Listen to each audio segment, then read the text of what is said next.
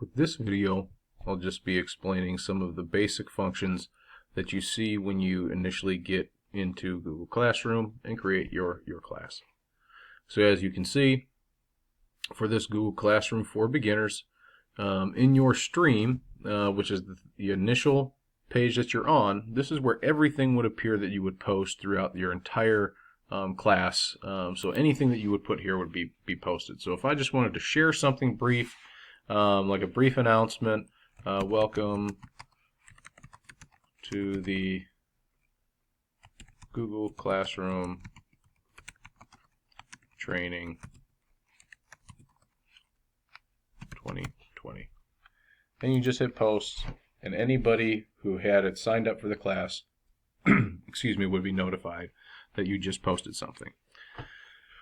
Also, in addition to that, once you a good way to think of this is that sometimes with students especially, this constant stream of information can get confusing.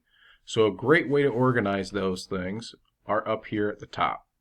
So you can see the first and main one that you would be using throughout your use of Google Classroom would be the Classworks tab. If you click on Classwork, this is where you have several options that you can do here. You can, just initially just going over some of the basics. You can link these things. Certainly if you like, we can go over those in separate videos, but just to kind of explain the tabs. This is where you assign work to your class. You use this create button here, and then you can click on it. You can do assignments, create a quiz, ask a question, material, and reuse posts, which that's something that we can get into in a later video as well. So just to create a basic assignment, you just hit assignment, and then you just would title it something specific. So you create your assignment. This is just an example of a final civics essay. Instructions are always optional, but you can just always type in there to download the attached document, complete the essay. Always something easy to do, and this is just again an example of an assignment. And then this is added from Google Classroom, as it's a Google Doc, so you created a Google Doc. Try to create everything that I use with Google Classroom in sync with Google Docs. That just makes everything easier to upload and send and function on my phone, so on and so forth. So you just go through the add button that's right here. You can have students can view file. This is where you have options that select, either the students can just view it, which means they can't edit it. You can give them editing capability. I generally do not give my students editing capability because that does allow them to manipulate your directions and documents. And if you want something for your entire class, well, you're not going to want them to manipulate your directions.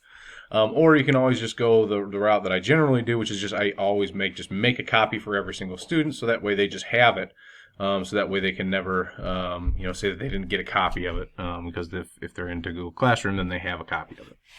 Over to the right hand side here, as you can see, you say this is for the Google Classroom beginning class, but you can also select all of them. So if you have multiple classes, so if I wanted this to go out to multiple classes, you can select that from that drop down box. You select all students. Right now it would have nobody is signed up currently, but generally if somebody was signed up, you would have everybody's listed down here, and you could select specific students that you would want to get that assignment. Point totals, you can also select it ungraded, but you can make whatever point total you want. So let's say if you don't want to make this out of 100 points, you want it out of 40. There you go. Due date, again, you can select from various due dates, but just arbitrarily picking this out. And you can even select time as well. Topic, you always create a topic. So again, this is that portion that allows you to organize it in the classroom. So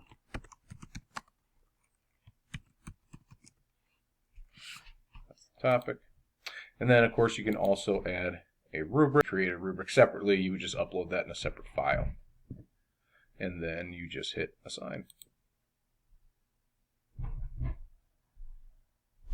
and there you can see there's the topic, created final essay, and finals civics essay. So that is how you create a assignment.